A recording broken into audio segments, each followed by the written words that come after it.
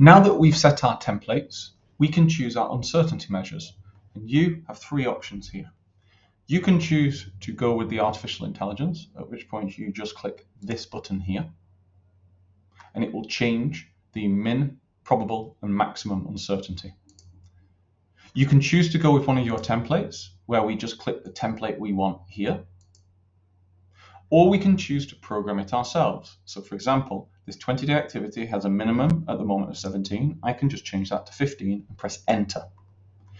This blue arrow means that this has been customized. I can also change the distribution. So I could change it, for example, to a uniform distribution.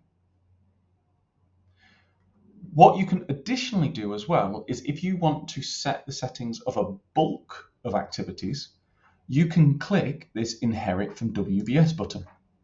So what that would mean is if you go to the level above, for example, in this case, it will be preliminaries, then anything below that has this button clicked, and we can bulk click these buttons, will automatically have all of their settings adjusted. You see here how this one's flicking. This way you can do thousands of activities at a time.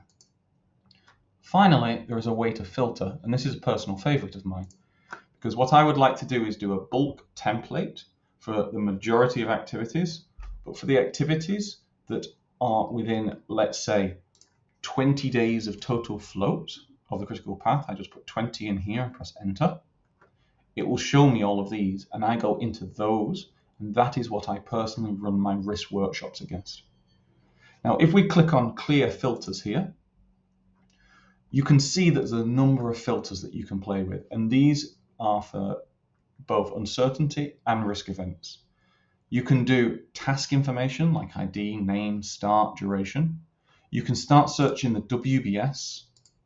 You can look at flow, and you can isolate it by risk events. To clear settings, you just click on clear filters here.